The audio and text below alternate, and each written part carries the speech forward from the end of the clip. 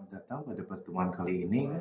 Kali ini kita akan membahas mengenai promosi, yaitu adalah upaya untuk mengkomunikasikan nilai yang ditawarkan oleh perusahaan kepada konsumennya. Kita akan memulai dengan membahas terkait dengan bauran promosi. Bauran promosi sendiri adalah suatu bauran dari advertising atau iklan, public relation, personal selling, dan direct marketing tools yang digunakan oleh perusahaan untuk secara persuasif mengkomunikasikan nilai yang ditawarkan oleh perusahaan kepada konsumen dan membangun hubungan yang baik dengan konsumennya.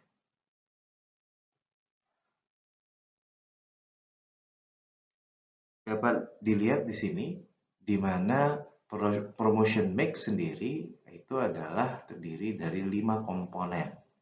Yang pertama adalah advertising, personal selling, public relation, direct marketing, dan juga sales promotion.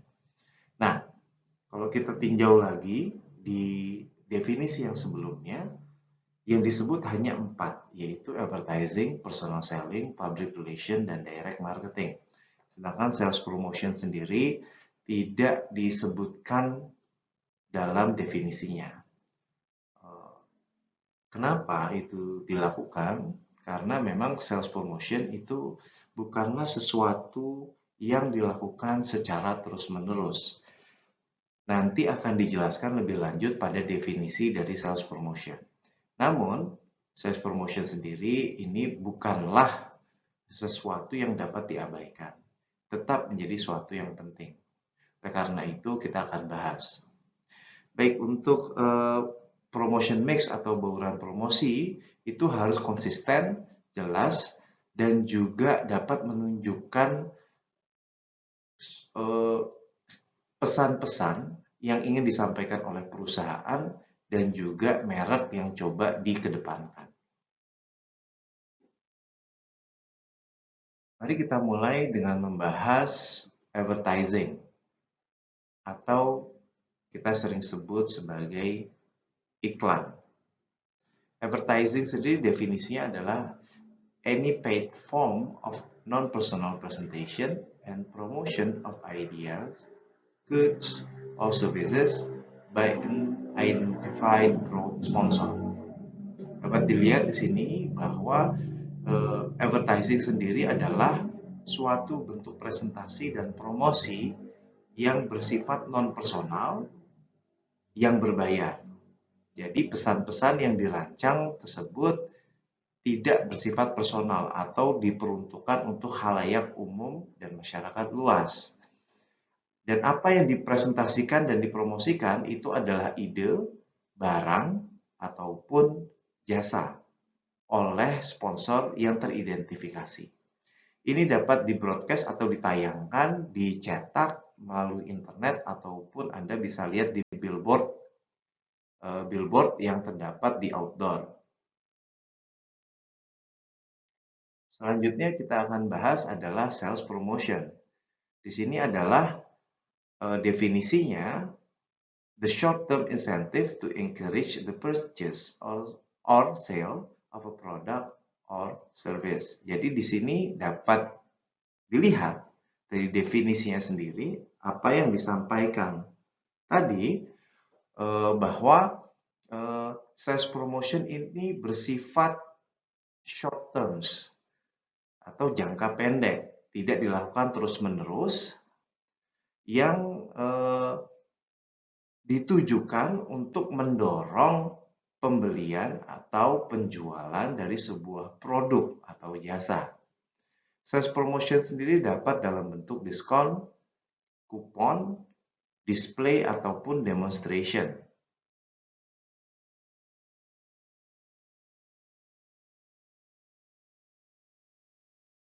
Baik, selanjutnya kita akan bahas adalah public relations. Di sini, public relations ditujukan untuk membangun suatu hubungan yang baik antara perusahaan dan juga masyarakat secara umum dengan cara memperoleh publisitas yang diinginkan, lalu membangun suatu image perusahaan yang baik, serta dapat menangani dan juga menghadapi suatu rumor, cerita, atau kejadian-kejadian yang tidak diinginkan oleh perusahaan.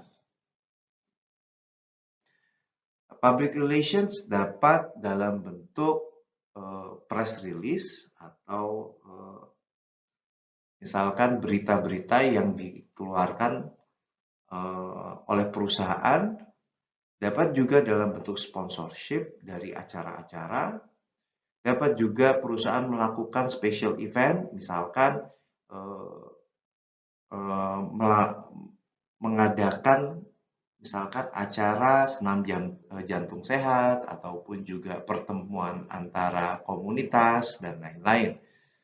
Dan juga perusahaan dapat membangun dan mengelola web page atau halaman web untuk menyampaikan publisitas-publisitas yang diinginkan oleh perusahaan. Selanjutnya adalah personal selling. Berbeda dengan advertising, personal selling itu adalah bersifat personal presentation. Jadi, pesan-pesan yang disampaikan bersifat personal atau disesuaikan dengan siapa yang mendengarkan pesannya. Nah, siapa yang melakukan? Yaitu adalah sales force atau tenaga penjualan. Dengan tujuan untuk dapat mengeksekusi penjualan dan juga membangun hubungan yang baik dengan customer-nya. Ini dapat dilakukan dengan presentasi di perusahaan-perusahaan ataupun mengadakan trade show atau acara-acara pameran dan juga melakukan insentif program-program insentif bagi pelanggan-pelanggan setia perusahaan ataupun juga klien-klien penting dari perusahaan.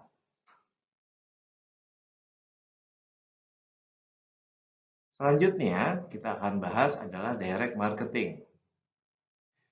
Direct marketing sendiri adalah membangun suatu komunikasi langsung dengan individu-individu yang telah tertarget untuk memperoleh respon yang cepat dari konsumen tersebut atau dari individu tersebut.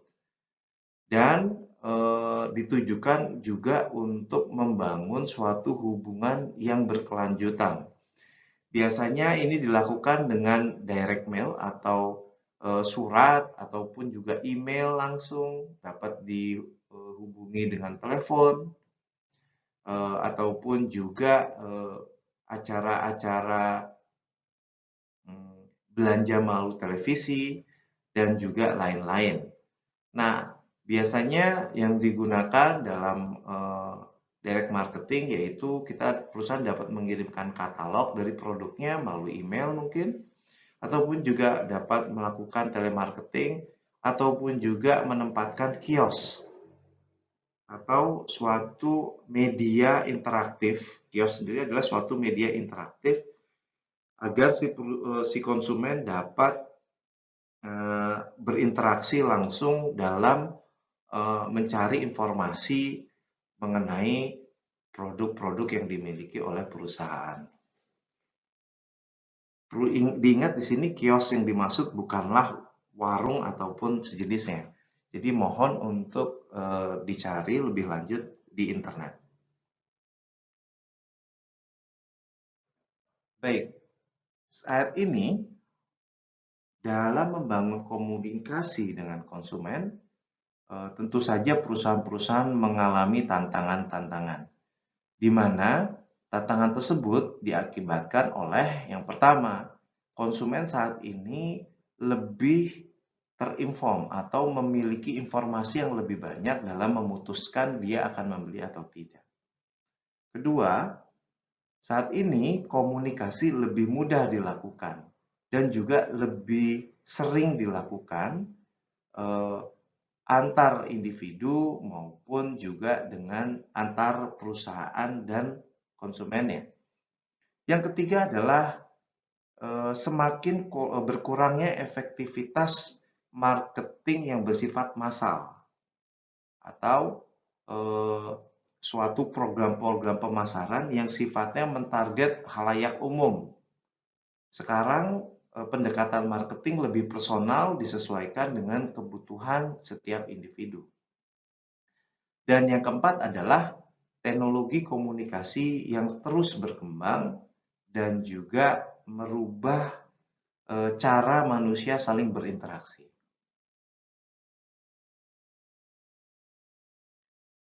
Baik, yang Anda lihat di sini adalah suatu proses komunikasi.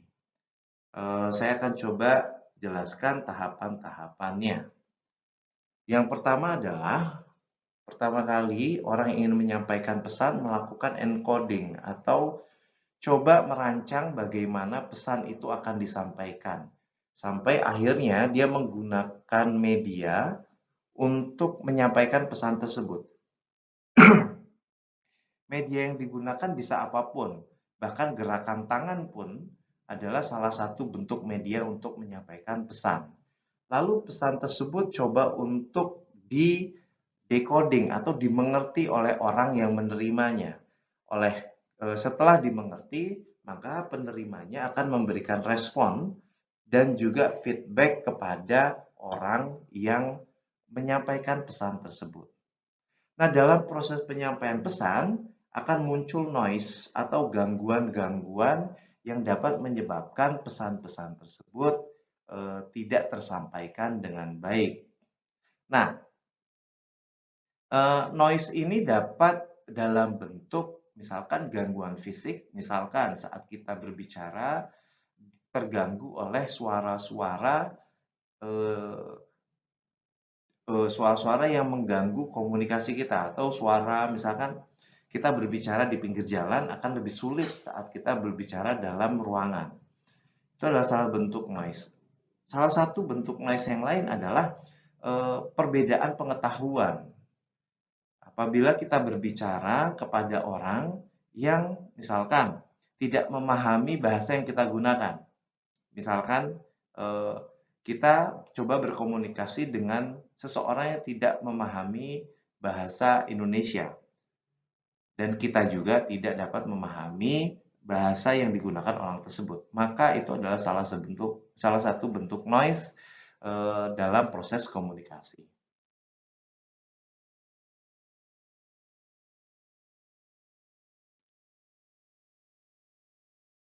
Dalam membangun suatu komunikasi yang efektif, perlu diingat bahwa kita harus melihat siapa yang menjadi target dari komunikasi yang ingin kita sampaikan. Oleh karena itu, kita dalam membangun komunikasi tersebut harus mengetahui apa yang akan disampaikan, bagaimana itu akan disampaikan, kapan itu akan disampaikan, di mana itu akan disampaikan, dan siapa yang akan menyampaikannya. Nah, ini semua disesuaikan dengan target pasar kita.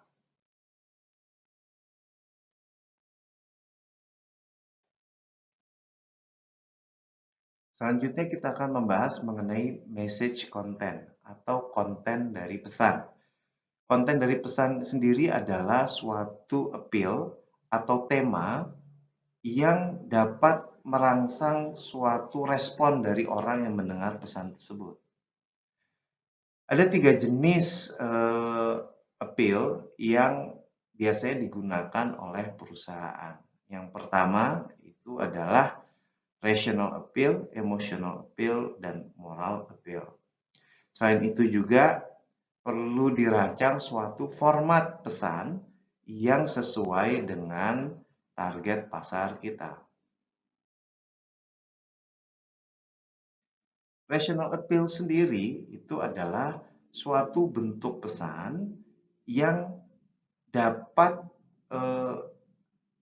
dengan mudah oleh konsumen dihubungkan dengan kebutuhan-kebutuhan yang menjadi perhatiannya dia. Misalkan contoh rational appeal adalah misalkan pesan-pesan terkait dengan spesifikasi produk. Konsumen dengan mudah menghubungkan pesan tersebut dengan kebutuhan yang dibutuhkan oleh konsumen terhadap suatu produk. Misalkan ada suatu produk handphone yang menyampaikan spesifikasi dari kameranya. Nah, pesan tersebut akan dengan mudah dapat ditangkap dan dihubungkan dengan kebutuhan yang menjadi perhatian dari konsumen. Sedangkan emotional appeal itu adalah suatu bentuk pesan yang dapat merangsang suatu emosi positif maupun negatif untuk memotivasi suatu pembelian. Contoh sederhananya adalah misalkan kita melihat iklan suatu obat batuk dan ditunjukkan dalam iklan tersebut bagaimana orang yang mengalami sakit batuk itu terganggu kesehariannya akibat batuk tersebut. Nah, itu akan membuat suatu emosi negatif atau ketakutan yang menyebabkan orang terpikir untuk segera membeli produk obat batuk apabila dia merasa bahwa dia mengalami gejala yang sama dengan yang diperlihatkan di iklan tersebut. Nah, perusahaan juga tidak harus selalu dalam bentuk emosi negatif yang ditanamkan, dapat juga emosi positif. Misalkan menampilkan kegembiraan ketika suatu konsumen menikmati produk tersebut misalkan. Kita sering lihat itu di iklan-iklan misalkan minuman ringan, bagaimana pada iklan tersebut ditunjukkan adanya emosi positif ataupun suatu reaksi positif ataupun adegan-adegan yang dapat merangsang reaksi ataupun emosi positif dari konsumen yang melihat iklan tersebut. Dan pada akhirnya akan memotivasi konsumen tersebut dalam membeli produk minuman ringan tersebut. Dan yang ketiga adalah moral appeal, yaitu di sini perusahaan coba untuk membangun suatu rasa dalam diri konsumen terkait suatu hal yang benar ataupun yang tepat untuk dilakukan. Misalkan si produsen menyampaikan bahwa untuk setiap kemasan-kemasan yang digunakan dalam memasarkan produk tersebut, perusahaan melakukan suatu proses pengolahan limbah yang bertanggung jawab sehingga kemasan tersebut dapat diolah kembali dan digunakan dengan proses recycling yang benar. Nah, ketika melihat itu, maka konsumen melihat bahwa adanya tindakan-tindakan yang benar yang dilakukan oleh si perusahaan tersebut dan ada keinginan untuk mensupport apa yang dilakukan oleh perusahaan tersebut sehingga si konsumen terpicu untuk membeli produk dari produsen tersebut.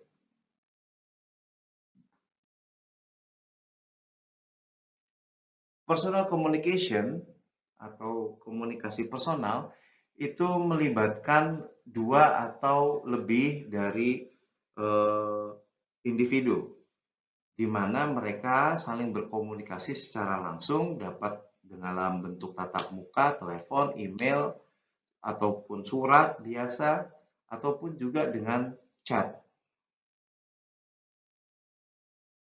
Nah, dalam membangun personal communication, perusahaan sering menggunakan opinion leader. Opinion leader adalah orang-orang yang eh, yang dipilih menjadi referensi oleh banyak orang terkait sesuatu. Dikarenakan keahlian mereka, ataupun juga pengetahuan mereka, atau personality mereka, atau kepribadian mereka, ataupun karakteristik-karakteristik lain yang dapat memperkuat pengaruh sosial orang tersebut kepada orang-orang lain di sekitarnya. Nah, contohnya seperti ini. Misalkan ada informasi terkait informasi terkait dengan pandemi corona misalkan. Apabila itu disampaikan oleh seorang dokter dengan seorang pengacara, walaupun informasinya sama, namun orang akan lebih terbuka terhadap informasi yang disampaikan oleh seorang dokter. Kenapa? Karena dia memiliki keahlian, pengetahuan terkait dengan isu-isu tersebut. Nah, oleh karena itu, perlu dipahami, ini juga digunakan oleh perusahaan supaya perusahaan dapat meraih perhatian lebih luas dari konsumen-konsumennya. Nah, opinion leader sangat terkait dengan istilah buzz marketing. Buzz marketing itu adalah bagaimana si perusahaan coba menumbuhkan opinion leader, membangun para opinion leader, dan bagaimana juga membuat mereka menyebarkan informasi terkait dengan produk ataupun jasa yang ditawarkan oleh perusahaan kepada komunitas di sekitar opinion leader tersebut. Opinion leader ini tidak harus orang yang memiliki skill. Bisa jadi orang tersebut memiliki personality ataupun karakteristik yang lain. Contohnya adalah misalkan untuk produk-produk kecantikan, seringkali perusahaan menggunakan influencer yang merupakan artis terkenal ataupun juga bisa jadi tokoh-tokoh masyarakat tertentu yang sebenarnya memiliki social influence atau pengaruh sosial terhadap masyarakat luas.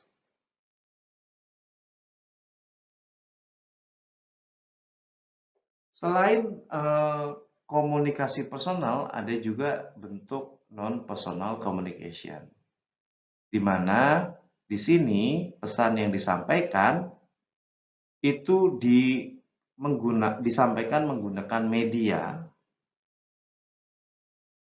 yang sifatnya itu tidak mengharapkan suatu hubungan personal ataupun feedback langsung dari konsumen. Oleh karena itu, media yang dipilih itu bisa jadi adalah contohnya televisi, media massa, dan lain-lain. Dan harapannya pesan yang disampaikan tersebut dapat berdampak terhadap para pembeli.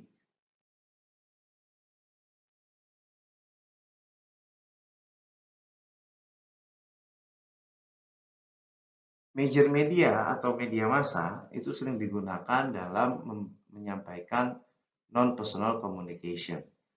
Sering juga dilakukan suatu event-event atau di sini definisinya adalah suatu kejadian-kejadian yang dirancang dalam mengkomunikasikan pesan kepada audiens yang ditarget. Nah, event tersebut dapat dalam bentuk konferensi pers, grand opening, exhibit, ataupun public tours.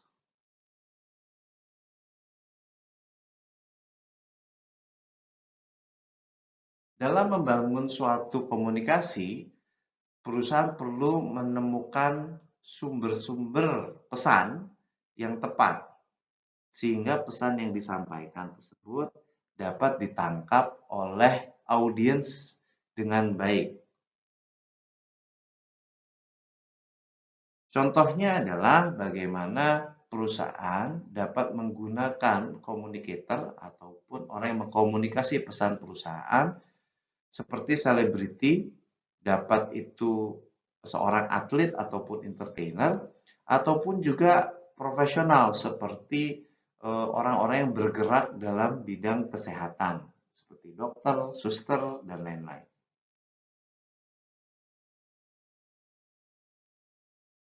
Dalam mengeksekusi bauran promosi terdapat dua strategi. Yang pertama adalah push strategi dan kedua adalah pull strategi. Di mana dalam push strategi, produsen memberikan insentif kepada retailer ataupun wholesaler. Jadi produsen memberikan insentif kepada perantara yang menjual produknya. Setelah itu, dari insentif tersebut mendorong perantara atau retailer maupun wholesaler untuk memberikan insentif lagi kepada konsumen sehingga merangsang konsumen untuk membeli produk tersebut. Sedangkan untuk pull strategi, produsen memberikan insentif itu langsung kepada konsumen sehingga mendorong konsumen untuk mencari produk tersebut dan mendatangi retailer ataupun wholesaler ataupun perantara-perantara yang lain yang dimiliki oleh perusahaan. Dan pada akhirnya retailer maupun wholesaler tersebut pun meminta produsen untuk meningkatkan supply dari produknya. Baik, itu adalah dua promotion mix strategi dan itu mengakhiri sesi kita kali ini. Semoga itu dapat bermanfaat segala informasi yang telah disampaikan dan saya ucapkan terima kasih atas segala perhatiannya. Assalamualaikum warahmatullahi wabarakatuh.